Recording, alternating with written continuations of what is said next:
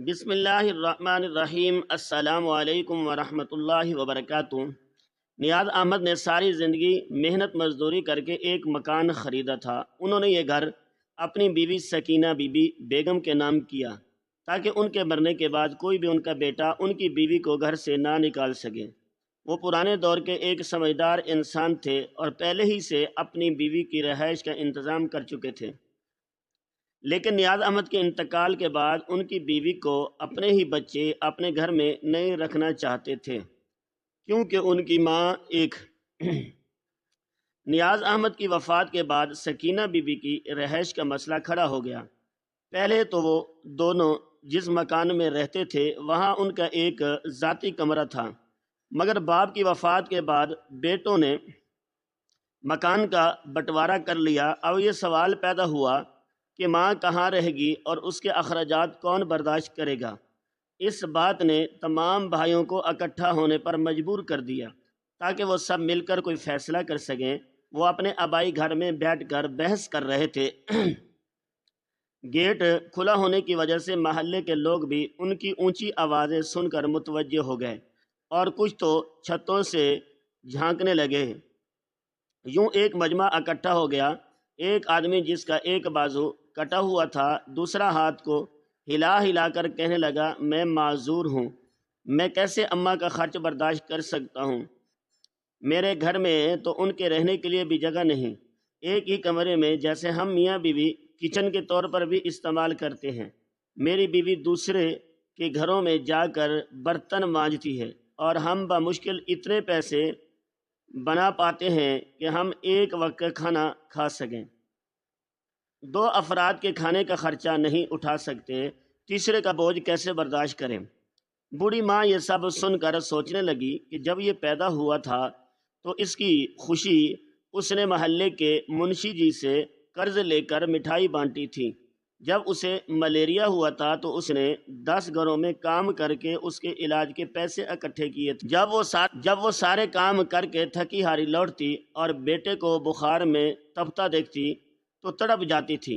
ساری رات جاگ کر اس کی تیمارداری کرتی اور رب کے حضور سجدہ ریز ہو کر دعا مانگتی کہ میرے بیٹے کو شفا دے دیں۔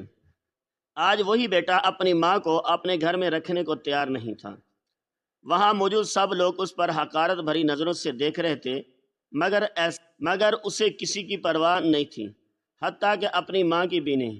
بوڑھی عورت کو احساس تھا کہ اس کے بچے غریب ہیں، لیکن وہ بے بس تھی۔ جہاں وہ پہلے کام کرتی تھی وہاں کے مالکوں نے یہ کہہ کر نکال دیا کہ اب تم بوڑھی ہو چکی ہو، صفائی صحیح سے نہیں کر پاتی، برتن مانجنے نہیں آتے، کپڑوں پر داغ رہ جاتے ہیں۔ وہ 10 بچوں کی ماں تھی، مگر کوئی بھی اسے اپنے پاس رکھنے کو تیار نہ تھا، کیونکہ نہ صرف اس کے کھانے پینے بلکہ دوائیوں کا خرچہ بھی تھا۔ یہی وہ لوگ تھے جو وراثت میں ملے 6 ایکڑ کے گھر پر قابض تھے اور بہنوں کو یہ کہہ کر حصہ نہیں دیا تھا کہ ہمارے خاندان میں بیٹیوں کو جائیداد میں حصہ نہیں دیا جاتا۔ لیکن جب ماں کو رکھنے کی بات آئی تو بہنوں کو بھی بلا لیا کہ وہ بھی اپنی ذمہ داری نبھائیں۔ سب سے چھوٹا بیٹا ریحان چارپائی سے اٹھا، جس سے چرچراہٹ پیدا ہوئی۔ ماں اپنے شوہر کی آخری نشانی کو اس حال میں دیکھ کر اداس ہو گئی، لیکن اس وقت اسے سب سے زیادہ دکھ اپنے بچوں کے رویے کا تھا جو اسے رکھنے کو تیار نہ تھے۔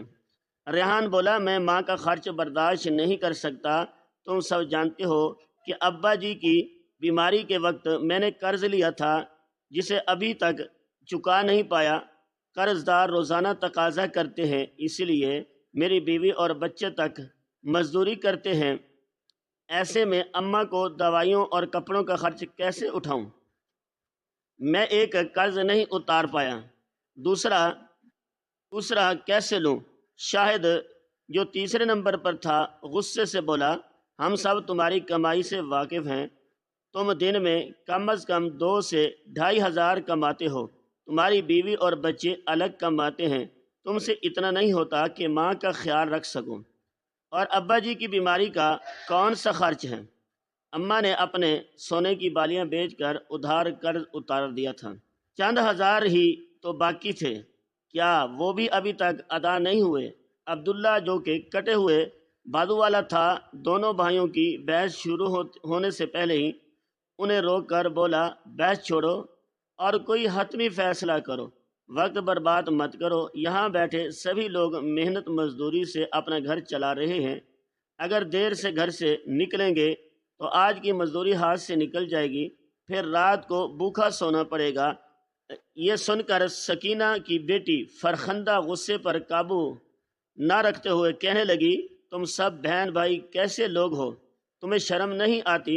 ایک ماہ کا خرچ تک برداشت نہیں کر سکتے، لیکن جب گھر کا بٹوارا ہو رہا تھا تو تم سب وراثت میں حصہ لینے کے لیے بےتاب تھے، آج اسی ماں کو بے گھر کرنا چاہتے ہو جس کی بدولت تمہیں یہ گھر ملا ہے۔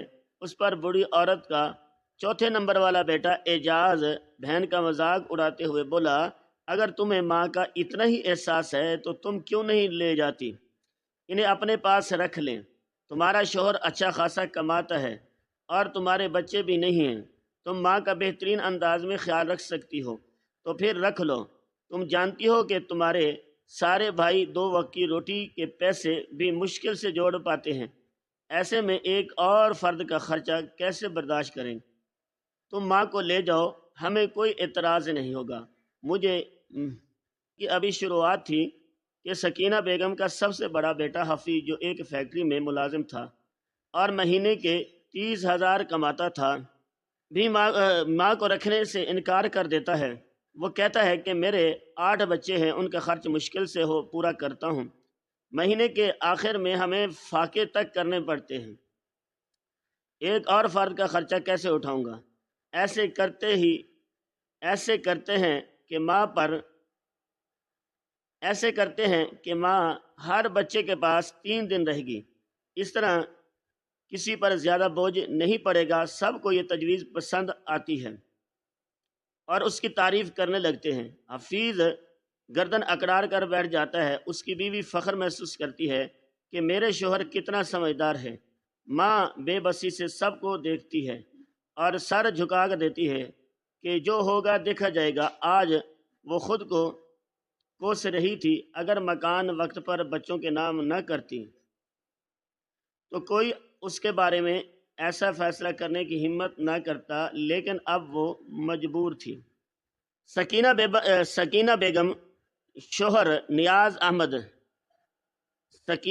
کا شوہر نیاز احمد ایک خاک روب تھا جو ساری زندگی محنت مزدوری کر کے ایک مکان خریدتا ہے جس میں 4 کمرے، 1 کچن اور 1 باتھ روم تھا۔ اس نے یہ گھر اپنی بیوی کے نام کیا کہ اس کے مرنے کے بعد بیوی بے گھر نہ ہو، لیکن سکینہ بیگم نے اپنی محبت میں مکان بیٹوں میں تقسیم کر دیا، جس کا نتیجہ آج وہ بھگت رہی تھی۔ اس کے بچے اسے اپنے گھر میں ہی نہیں رکھنا چاہتے تھے۔ جب 8 بیٹوں کی شادیاں ہو گئی تو گھر تنگ پڑ گیا، تو بھائیوں نے فیصلہ کیا کہ جو 4 بھائی ہیں اس میں رہیں گے، وہ باقی 4 کو مکان خریدنے کے لیے پیسے دیں گے۔ یوں 4 بھائی اپنے آبائی مکان میں رہ گئے، دیواریں اٹھوا لی اور اپنے دروازے مخالف سمت میں لگا لیے، جس سے ایک ہی گھر میں آنا جانا مشکل ہو گیا۔ باقی 4 بھائی، کسی نے کرائے پر مکان لیا تو کسی نے سسرال میں رہنے کا فیصلہ کر لیا۔ بیگم کی دونوں بیٹیاں اچھے گھروں میں بیاہی گئی تھیں جہاں عورتوں کو کام کے لیے باہر نہیں نکلنا پڑتا تھا، جبکہ بہوؤں کو یہاں محنت مزدوری کرنا پڑتی تھی۔ بیٹیاں ماں کو اپنے پاس رکھنے کی خواہش رکھتی تھیں، لیکن ان کے شوہر اجازت نہیں دیتے تھے۔ وہ کہتے تھے کہ جس عورت کے 8 بیٹے ہوں اسے دمادوں کے گھر پڑے رہنے کی کیا ضرورت ہے؟ بیگم چاہتی تو مکان اپنے نام رکھ کر خود کو اس مصیبت سے بچا سکتی تھی، لیکن بچوں کی محبت میں اس نے یہ قربانی دے دی۔ وہ سوچتی تھی کہ شاید بیٹے اس کی قدر کریں گے، مگر وہ تو ماں سے جان چھڑوانا چاہتے تھے۔ بہویں تو پہلے ہی ناراض تھی، ان کا بس نہیں چلتا تھا کہ کس طرح ساس کو گھر سے نکال پھینکیں۔ جس سے ہی ان کے شوہر بھی ان کے ہم خیال ہوئے، انہوں نے ساس کو نکالنے کا منصوبہ بنا لیا۔ یہ بہویں چاہتی تھی کہ انہیں جو بھی سہولیات حاصل ہیں وہ ساس کی وجہ سے ہیں، لیکن پھر بھی اس گھر سے نکالنے پر تلی ہوئی تھی۔ اس کی وجہ سے یہ تھی کہ بوڑھی سکینہ انہیں برے کاموں سے روکتی اور سمجھاتی تھی۔ جب وہ کم محنت میں زیادہ پیسہ کمانے کے خواب دیکھتی تھی تو شوہروں کو بھی اس میں شامل کرنے کی کوشش کرتی تھی۔ ماں بیٹیوں کو غلط راستے پر چلتے دیکھ کر دل محسوس کر جاتی، لیکن بہو کے سامنے کچھ نہ کر سکتی تھی۔ وہ شوہروں کے سامنے روتی دھوتی اور اپنے حق میں ہمدردی لے آتی تھی، جبکہ بوڑھی ماں کو برا بنا دیا جاتا تھا۔ اب فیصلہ یہ ہوا کہ سکینہ بیگم 1 سے 3 تاریخ تک سب سے پہلے بیٹے اعجاز کے گھر رہے گی، جس کے حالات باقیوں سے بہتر تھے اور وہ ماں کا خرچ اٹھا سکتا تھا۔ لیکن پھر وہی بات کہ میں ہی ماں کا خرچ کیوں اٹھاؤں، اس کے باقی بچے بھی تو ہیں۔ بوڑھی عورت جب بیٹے کے گھر داخل ہوتی ہے تو اس کی بیوی سمیہ شور مچانے لگتی ہے کہ تم اسے ساتھ کیوں لائے ہو، میں اس کی خدمت ہرگز نہیں کروں گی۔ اس کا شوہر اسے سمجھاتا ہے کہ ماں صرف 3 دن ہمارے گھر رہے گی، اس کے بعد باقی بیٹوں کے گھر چلی جائے گی، تب تک تم برداشت کر لو۔ بہو نہ صرف اس سے سارے کپڑے دھلاتی بلکہ کچن کی صفائی بھی کرواتی۔ بوڑھی عورت کو یہاں آ کر پچھتاوا ہونے لگا، لیکن وہ بیٹے سے کچھ نہ کہہ سکتی اور نہ ہی بہو کے سارے کام کر سکتی، کیونکہ اس کی ہمت نہیں تھی کہ بوڑھی ہڈیوں کے ساتھ 10 لوگوں کے کپڑے دھوئے اور لکڑی پر کھانا پکائے۔ تھوڑا سا دھواں بھی ہوتا تو اس کی الرجی بڑھ جاتی اور وہ رات بھر کھانستی رہتی، جس کی وجہ سے بہو اور اس کے بچے پریشان ہوتے اور ان کی نیند خراب ہوتی۔ بہو کا غصہ 7ویں آسمان کو چھونے لگا، جبکہ بیٹا 3 دن کے انتظار میں ہو کب وہ دوسرے بیٹے کے گھر چلی جائے۔ جس دن بوڑھی عورت اعجاز کے گھر سے جا رہی ہوتی ہے، اس کی بیوی سمیہ بہت خوش ہوتی ہے کہ شکر ہے بلا ٹلی، 3 دن مکمل ہوئے۔ وہ اسے مزید 1 لمحہ بھی اپنے گھر میں برداشت نہیں کرتی اور وہ بوڑھی عورت مجبوراً خود پیدل چل کر اپنے دوسرے بیٹے کے پاس جاتی ہے۔ اس کا دوسرا بیٹا راشد ہمدرد انسان ہوتا ہے، لیکن اس کی بیوی ہاجرہ سخت مزاج عورت تھی۔ ساس کو دیکھتے ہی اس کی تیور بدل جاتے ہیں۔ اسے معلوم ہوتا ہے کہ سمیہ نے ساس سے بہت کام لیا ہے، اس لیے وہ بھی فیصلہ کرتی ہے کہ گھر کی ساری صفائی ساس سے کروائے گی، مگر اس کا منصوبہ ناکام ہو جاتا ہے، کیونکہ بوڑھی عورت آتے ہی بیمار پڑ جاتی ہے اور راشد کو مجبوری میں ماں کے علاج کا خرچ اٹھانا پڑتا ہے۔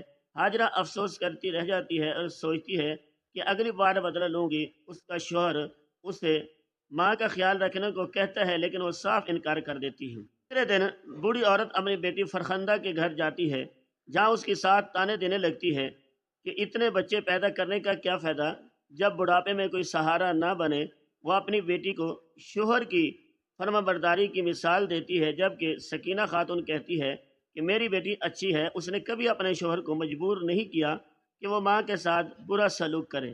اگر مجھے اچھی بہویں ملتی تو چاہے بیٹے برے بھی ہوتے وہ میرا خیال رکھتے۔ یہ سن کر فرخندہ کی ساس خاموش ہو جاتی۔ جتنے دن سکینہ بیگم بیٹی کے گھر رہتی ہے اسے تانے سننے پڑتے ہیں، جس پر وہ فیصلہ کرتی ہے کہ اب دوبارہ بیٹی کے گھر نہیں آؤں گی، چاہے بھیک مانگنی پڑے۔ اگلے روز وہ عبداللہ کے گھر پہنچتی ہے، جہاں واقعی حالات خراب ہوتے ہیں۔ میاں بیوی 2 دن سے فاقے کر رہے ہوتے ہیں، لیکن عبداللہ کی بیوی بہت اچھی عورت ہوتی ہے۔ وہ ساس کا بہت خیال رکھتی ہے اور خدمت میں کوئی کمی نہیں چھوڑتی۔ سکینہ بیگم اسے دعائیں دیتی ہے۔ ایک دن وہ دونوں پیپل کے درخت کے نیچے بیٹھی باتیں کر رہے ہوتے ہیں، جبکہ سکینہ بیگم کہتی ہے کہ بچپن سے خواہش ہے کہ طواف کعبہ کروں، خانہ کعبہ کو چھو سکوں اور رو رو کر اپنے رب سے دعا مانگوں۔ عبداللہ کی بیوی اسے حوصلہ دیتی ہے کہ اگر نیت سچی ہے تو دعا قبول ہوتی ہے، آپ تہجد کی نماز پڑھا کریں۔ یہ سن کر سکینہ بیگم خوش ہو جاتی ہے اور تہجد پڑھنے کا فیصلہ۔ عبداللہ کے گھر اسے سکون ملتا ہے، لیکن اگلے دن اسے شاہد کے گھر جانا ہوتا ہے۔ وہ ڈرتی ہے کیونکہ شاہد کی بیوی بہت سخت مزاج ہوتی ہے۔ وہ سوچتی ہے کہ جو عورت اپنے سکی ماں کو گھر رکھنے کو تیار نہیں، وہ ساس کے ساتھ کیا کرے گی۔ شاید کہ بیوی سمیہ سے بھی 2 قدم آگے نکلتی ہے۔ وہ سرد راتوں میں خود اور بچوں کو رضائی میں لپیٹ لیتی ہے، لیکن سکینہ بیگم کو ایک پتلا کمبل تک نہیں دیتی راتی سردی سے بچا سکے۔ رات کو شدید بارش ہوتی ہے جس کی وجہ سے کچا مکان اور زیادہ ٹھنڈ ہو جاتا ہے۔ بوڑھی عورت سردی کے مارے کانپنے لگتی ہے، ٹانگوں میں شدید درد ہونے لگتا ہے، مگر وہ بے رحم عورت اسے ایک چادر تک نہیں دیتی کہ وہ وجود کو ڈھانپ سکے۔ جہاں وہ سو رہی ہوتی ہے وہاں سے چھت ٹپکنے لگتی ہے۔ بوڑھی عورت ساری رات دعائیں مانگتی گزار دیتی ہے کہ کسی طرح یہ رات گزرے اور وہ دوبارہ اس بیٹے کے گھر نہ آئے۔ صبح ہوتے ہی اسے شدید بخار ہو جاتا ہے، مگر بہو اتنی بھی زحمت نہیں کرتی کہ جا کر دیکھ لے کہ وہ زندہ ہے یا مر گئی ہے۔ اسی وقت اس کی بیٹی عالیہ آ جاتی ہے اور ماں کا یہ حال دیکھ کر تڑپ اٹھتی ہے۔ وہ شوہر سے منت کرتی ہے کہ کس طرح ماں کو ہسپتال لے چلیں، کہیں ایسا نہ ہو کہ وہ یہیں دم توڑ دیں۔ دونوں سکینہ بیگم کو ہسپتال لے جاتے ہیں، جہاں معلوم ہوتا ہے کہ سردی کی شدت کی وجہ سے بخار بہت زیادہ بڑھ چکا ہے۔ بڑی مشکل سے سکینہ بیگم کی حالت بہتر ہوتی ہے۔ بیٹی کو دیکھ کر وہ رونے لگتی ہے اور بیٹی بھی بے بس ہو جاتی ہے۔ شوہر پر زیادہ بوجھ نہیں ڈال سکتی، بس ماں کے کھانے کا ہی خیال رکھ سکتی ہے، لیکن ماں کی خدمت میں کوئی کمی نہیں چھوڑتی اور ہر ممکن کوشش کرتی ہے۔ یہ عورت بیماری میں بھی تہجد نہیں چھوڑتی، ہر نماز میں اپنے بچوں کی ہدایت کے لیے دعا کرتی ہے۔ وہ نہیں چاہتی کہ ان کے بیٹوں کو ماں کی بد دعا لگے، مگر مکافات عمل ہر حال میں واپس لوٹ کر آتا ہے۔ جس رات وہ بیٹی کے گھر اپنی آخری رات گزار رہی ہوتی ہے، اس رات تہجد کے وقت خواب دیکھتی ہے کہ وہ طواف کعبہ کر رہی ہے۔ وہ خدا کے حضور رو رو کر دعا کرتی ہے کہ اس کے بیٹوں کے دل نرم ہو جائیں اور بہوؤں کے دل میں بھی محبت آ جائے تاکہ وہ اس کا خیال رکھیں۔ صبح جب وہ خواب اپنی بیٹی کو سناتی ہے تو عالیہ کہتی ہے، اماں خواب تو خواب ہی ہوتے ہیں، حقیقت تھوڑی ہوتے ہیں، مگر سکینہ بیگم کو یقین ہوتا ہے کہ اللہ نے ان کے دل میں یہ خواہش ڈالی ہے تو وہ ضرور پوری ہوگی۔ بیماری کے بعد سکینہ بیگم کی عادت بن جاتی ہے کہ وہ ہر وقت درود شریف کا ورد کرتی رہتی ہے، جس سے انہیں دلی سکون محسوس ہوتا ہے اور اپنے غم بھول جاتی ہے۔ ابھی وہ اپنی بیٹی کو خواب سنانے کے بعد اٹھی تھی کہ اس کا چھوٹا بیٹا ریحان آ جاتا ہے تاکہ ماں کو لے جا سکے اور 3 دن کا بوجھ پورا کر سکے۔ بوڑھی عورت جانتی ہے کہ کوئی بھی بیٹا اس کا خیال نہیں رکھنا چاہتا، سب اپنے بیویوں کے ڈر سے ماں کی ذمہ داری قبول نہیں کرنا چاہتے تھے، مگر اس کے پاس کوئی اور ٹھکانہ نہیں ہوتا، اس لیے وہ مجبور ہو کر بیٹوں کے گھروں میں رہتی ہے۔ وہ وقت یاد کر کے رونے لگتی ہے جب وہ اپنے شوہر نیاز احمد کے ساتھ ایک چھوٹے سے گھر میں رہا کرتی تھی، جہاں اس کے 10 بچے ماں باپ کی خدمت کرنے میں فخر محسوس کرتے تھے، مگر بیویوں کے آتے ہی سب بدل۔ اب وہ ہر وقت اپنے بیویوں کی ہی سنتے ہیں۔ ریحان کے گھر آ کر سکینہ بیگم کو معلوم ہوتا ہے کہ 2 دن پہلے ایک عورت ان سے ملنے آئی تھی، مگر انہیں بیٹی کے گھر نہ پا کر واپس لوٹ جانے کے وقت وہ کہہ گئی تھی کہ جب سکینہ بیگم واپس آئے تو انہیں اطلاع دی جائے۔ وہ عورت اپنا نام آسیہ بتاتی ہے اور کہتی ہے کہ وہ سکینہ بیگم کی پرانی دوست ہے اور ان سے ایک ضروری کام کے لیے ملنا چاہتی ہے۔ بہو نور بانو وہ نمبر اپنے پاس رکھ لیتی ہے اور ساس کے آنے کا انتظار کرنے لگتی ہے۔ عام طور پر اس بار سکینہ بیگم کو ہمدان کے گھر جانا تھا، مگر آسیہ خاتون کے بار بار آمد کے باعث سب فیصلے کرتے ہیں کہ وہ ریحان کے گھر ہی رہیں گی۔ جیسے ہی آسیہ بیگم کو معلوم ہوتا ہے کہ سکینہ بی بی آ چکی ہے، وہ فوراً ان سے ملنے آ جاتی ہے۔ سکینہ بیگم کو آسیہ کو پہچاننے میں وقت لگتا ہے، مگر جیسے ہی پہچانتی ہے وہ اس کے گلے لگ کر رونے لگتی ہے۔ دونوں پیپل کے درخت کے نیچے بیٹھ کر چائے پیتے ہوئے اپنے دکھ سکھ بانٹنے لگتی ہیں۔ بہو یہ سب دیکھتی ہے اور ان کے درمیان سے اٹھ کر چلی جاتی ہے۔ اس کی نظر آسیہ بیگم کے ہاتھ میں موجود ایک ڈبے پر پڑتی ہے جس میں زیور معلوم ہوتا ہے۔ وہ اس لالچ میں آسیہ بیگم کی مہمان نوازی کرنے لگتی ہے۔ نور بانو لالچی عورت ہوتی ہے، وہ چاہتی ہے کہ کسی طرح انہیں 3 دنوں میں ساس کا دل جیت لیں تاکہ آسیہ بیگم کے زیور کا ڈبہ اسے مل جائے۔ آسیہ بیگم کہتی ہے کہ 25 سال پہلے میں نے تم سے ایک چیز ادھار لی تھی، اب جب میرے بیٹے برسر اقتدار ہو چکے ہیں تو میں چاہتی ہوں کہ وہ امانت تمہیں واپس کر دوں تاکہ میں سکون سے۔ آسیہ بیگم کہتی ہے کہ 25 سال پہلے میں نے تم سے ایک چیز ادھار لی تھی، اب جب میرے بیٹے پرسر اقتدار ہو چکے ہیں تو میں چاہتی ہوں کہ وہ امانت تمہیں واپس کر دوں تاکہ میں سکون سے اس دنیا میں سے جا سکوں۔ سکینہ بیگم حیرت سے آسیہ کی باتیں سننے لگتی ہے، کیونکہ انہیں تو ایسا کچھ بھی یاد نہیں آتا جو انہوں نے آسیہ بیگم کو دیا ہو۔ وہ واپس کرنے تو تبھی آئی تھی۔ آسیہ بیگم وہ زیور والا ڈبہ سکینہ بیگم کے ہاتھ میں تھما دیتی ہے اور کہتی ہے، تمہارا بہت شکریہ، تم میرے برے وقت میں میرے بہت کام آئی تھی۔ میں ساری زندگی تمہارا یہ احسان نہیں اتار سکتی، مجھے معاف کر دینا، میں نے تمہاری امانت لوٹانے میں بہت دیر کر، لیکن امید ہے کہ تم مجھے اس غلطی کی سزا نہیں دو گی۔ وہ ہنستے ہوئے سکینہ بیگم کی آنکھوں میں دیکھنے لگتی ہے کہ سکینہ بیگم حیران سے ڈبہ کھولتی ہے۔ سامنے سونے کے زیور دیکھ کر انہیں یاد آتا ہے کہ 25 سال پہلے آسیہ بیگم کے شوہر مرگی کے مرض میں مبتلا ہو گئے تھے اور ان کے پاس علاج کے پیسے نہیں تھے۔ تب سکینہ بیگم نے اپنے دوست کی مدد کے لیے اپنے زیوروں میں سے 4 تولے سونا دے دیا تھا، اور وہ تو یہ بات بھلا چکی تھی، کیونکہ انہوں نے یہ سب کسی لالچ میں نہیں کیا تھا۔ وہ جانتی تھی کہ ان کی دوست کے حالات اچھے نہیں ہیں، اس لیے کبھی تقاضا نہیں۔ 25 سال گزرتے گزرتے یہ واقعہ ذہن سے آج جب انہیں زیور واپس ملا تو دل میں ایک خواہش جاگ اٹھی کہ کیوں نہ عمرہ کیا جائے۔ آج کل سونے کی قیمت بہت زیادہ تھی اور اس سونے کو بیچ کر حج کے اخراجات پورے ہو سکتے تھے۔ انہوں نے سوچا جیسے ہی حج کا وقت آئے گا وہ خاموشی سے روانہ ہو جائے گی اور اپنے بیٹوں کو سونے کے بارے میں نہیں بتائے گی، کیونکہ وہ جانتی تھی کہ وہ سب خود غرض ہیں اور انہیں حج پر جانے سے روکنے کی کوشش کریں گے۔ سکینہ بیگم آنکھوں میں آنسو لیے اپنے دوست آسیہ کے گلے لگ جاتی ہے اور کہتی ہے، تمہیں نہیں معلوم تم نے مجھے پر کتنا بڑا احسان کیا ہے۔ آسیہ بیگم جواب دیتی ہے، یہ تو تمہاری ہی چیز تھی جو میں نے لوٹا دی۔ دونوں ایک دوسرے کا شکریہ ادا کرتی ہیں۔ آسیہ بیگم کھانے کے بعد گھر چلی جاتی ہے، جبکہ سکینہ بیگم وہ زیور کپڑوں کی پوٹلی میں سنبھال کر رکھ دیتی ہیں۔ ریحان کی بیوی نور بانو رات کو جب ریحان آتا ہے اسے ساری حقیقت بتا دیتی ہے کہ ماں جی کے پاس 4 تولے سونا ہے، کیوں نہ ان 3 دنوں میں ان کا دل جیت کر وہ سونا حاصل کر لیا جائے۔ ریحان بیوی کی بات مان لیتا ہے اور کہتا ہے کہ تم ماں کی خدمت میں کوئی کمی نہ چھوڑنا، پھر دیکھنا وہ خود تمہیں زیور دے دے گی۔ دونوں اپنے منصوبے بنانے لگتے ہیں۔ انہیں معلوم نہیں ہوتا کہ ان کی ماں نے کیا فیصلہ کر رکھا ہے۔ سکینہ بیگم اپنے تمام بچوں کو اکٹھا ہونے کی کہتی ہے تاکہ زیور کے بارے میں فیصلہ کر سکیں۔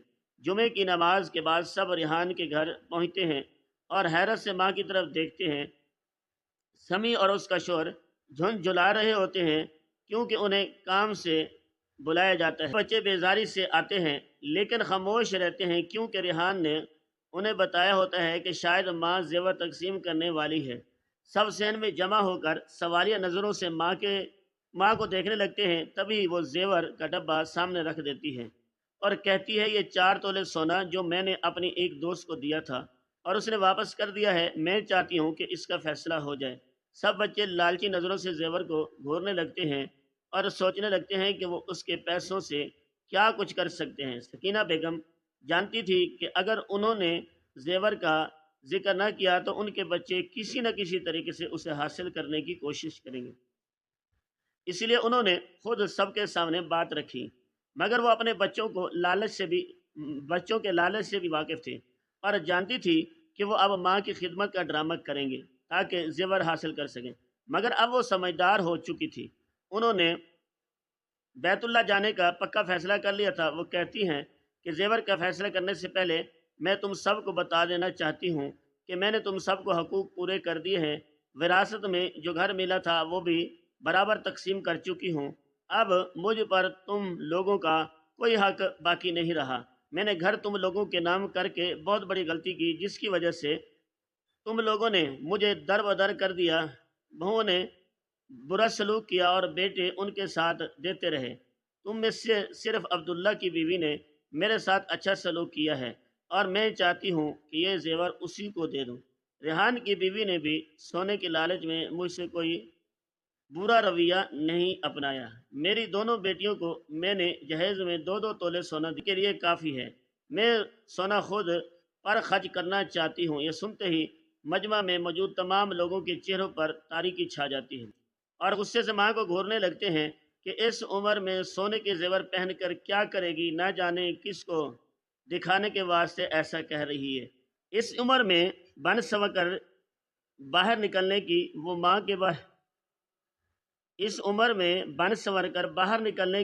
وہ ماں کے بارے میں ایسے خیالات کر رہے تھے، انہیں خود بھی شرمندگی محسوس نہیں ہو رہی تھی کہ وہ اپنی ماں کے لیے ایسا سوچ رہے ہیں، لیکن وہ اپنی عادت سے مجبور تھے اور اس عادت کو ختم کرنے میں انہیں کافی وقت لگنا تھا۔ شاید پھر بھی نہ کرتے، وہ اپنی ماں کے مزاج اور کردار سے بخوبی واقف تھے، مگر ماں کو افسوس ہو رہا تھا کہ اس کے بچے اس کے بارے میں اس قدر گندی سوچ رکھتے ہیں۔ لیکن آج اسے کچھ نہیں کہنا تھا، آج صرف اپنا فیصلہ سنانا تھا۔ بہت سی باتیں ہونے لگتی ہیں، تبھی وہ بوڑھی عورت کہتی ہے، اس زیور کی مالیت تقریباً 12 سے 16 لاکھ ہے اور ایک حج کا خرچہ 14 لاکھ آتا ہے۔ میں اس سال حج پر جا رہی ہوں، باقی جو 1-2 لاکھ بچیں گے وہ میں اپنے ذاتی اخراجات کے لیے رکھوں گی۔ تم لوگ اس معاملے میں مجھ سے کوئی امید نہ رکھنا۔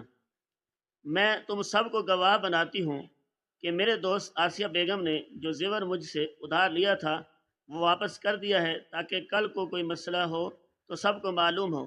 سب لوگ حیرت اور مایوسی کے ساتھ ماں کو گھور رہے تھے۔ انہیں امید نہیں تھی کہ سکینہ بیگم ایسا فیصلہ بھی کر سکتی ہے۔ وہ سوچ رہے تھے کہ اگر وہ ماں سے تھوڑی محبت جتائیں گے، اپنی پریشانیاں اور ضروریات کا ذکر کریں گے تو ماں سارا سونا انہیں دے دے گی، لیکن ایسا نہیں تھا۔ ایک بار دھوکہ کھانے کے بعد ماں اب سمجھدار ہو چکی تھی اور اسی سمجھداری میں اس نے حج پر جانے کا حتمی فیصلہ کر لیا تھا۔ بچپن سے لے کر اب تک اس کی ایک ہی خواہش تھی کہ وہ حج پر جا سکے، اور اب وہ پوری ہونے جا رہی تھی۔ وہ اپنے بیٹوں کو سونا دے کر اپنے سب سے بڑی خواہش کو چھوڑتی۔ اس کا داماد اور بیٹی فرخندہ بھی اس کے ساتھ حج پر جا رہے تھے۔ فرخندہ کا شوہر ایک خوشحال گھرانے سے تھا اور خود فرخندہ سکول ٹیچر تھی، اس لیے وہ دونوں اپنے حج کے اخراجات خود برداشت کر سکتے تھے، جب کہ سکینہ بیگم اپنے زیورات سے اپنا حج کا انتظام کر چکی تھی۔ بچے ماں کا فیصلہ سن کر مایوس ہو کر جانے لگتے ہیں، ماں بھی کسی کو نہیں روکتی۔ بہویں ساس کے اس فیصلے پر ناراض ہو کر بیٹوں کے کان بھرنے لگتی ہیں، مگر سکینہ بیگم کوئی توجہ نہیں دیتی اور خاموشی سے اپنے کمرے میں جا کر دروازہ بند کر لیتی۔ وہ جانتی تھی کہ اس کے بیٹے اور بہویں اس کے زیور پر نظر جمائے بیٹھے تھے، لیکن اگر وہ انہیں دے دیتی تو حج کرنے سے محروم رہ جاتی۔ وہ پہلے ہی دھوکہ کھا چکی تھی اور اب مزید دھوکہ نہیں کھا سکتی تھی۔ پہلے ماں بیٹوں کی محبت میں اتنی کمزور ہو گئی تھی کہ اس نے اپنا گھر بھی بچوں کے نام کر دیا تھا، مگر اب وہ ایسا کوئی غلط فیصلہ نہیں کرنا چاہتی تھی۔ اگر اللہ نے اسے حج کا موقع دیا تھا، وہ اسے کیوں ضائع کرے؟ آخر یہ اس کی زندگی کی سب سے بڑی خواہش تھی اور وہ اللہ کا شکر ادا کر رہی تھی کہ اس کی دعا قبول ہو گئی تھی۔ وہ سوچ بھی نہیں سکتی تھی کہ بڑھاپے میں جا کر اس کا یہ خواب پورا ہوگا اور وہ طواف کعبہ کر سکے گی اور اپنے ہاتھوں سے غلاف کعبہ کو چھو سکے گی۔ حج سے واپسی کچھ دن پہلے سکینہ بیگم کا انتقال ہو جاتا ہے اور انہیں جنت البقیع میں دفنا دیا جاتا ہے۔ فرخندہ ماں کی وفات پر بہت روتی ہے۔ اس کا شوہر عابد اسے سنبھالتا ہے اور دونوں ماں کے بغیر پاکستان واپس لوٹ آتے ہیں۔ جہاں باقی بچوں کو اطلاع دی جاتی ہے تو وہ شکر ادا کرتے ہیں کہ ان پر اضافی اخراجات کا بوجھ ختم ہو گیا۔ سوچتا کہ ماں جیسا سایہ ان کی زندگی میں دوبارہ نہیں آئے گا۔ وہ ماں کی محبت دعاؤں سے ہمیشہ کے لیے محروم ہو چکے تھے، لیکن مکافات عمل ابھی باقی تھا جو چند سالوں بعد انہیں سمجھ آنا تھا۔ ماں کی وفات پر صرف بیٹیاں ہی غمزدہ تھی، باقی کسی کے چہرے پر افسوس کا کوئی نشان نہیں تھا۔ کسی نے ماں کا آخری دیدار تک نہیں کیا، مگر پھر بھی کس کو افسوس نہ تھا۔ وہ سب بس یہ سوچ کر خوش ہو رہے تھے کہ ان کا خرچ بچ گیا۔ ماں جیسی ہستی اور اس کی محبت دوبارہ انہیں کبھی نہیں ملے گی اور وہ ان سے ناراض ہو کر گئی تھی، یہ بھی انہیں معلوم نہ تھا۔ خدا ہر ایک کی ماں کو سلامت رکھے۔ ناظرین، آپ کو آج کی ہماری یہ کہانی کیسی لگی کمنٹ باکس میں اپنی قیمتی رائے کا اظہار ضرور کیجیے گا۔ ویڈیو پسند آئے تو ویڈیو کو لائک اور دوسروں کے ساتھ شیئر ضرور کریں۔ مزید اس طرح کے سبق آموز کہانیاں اور واقعات سننے کے لیے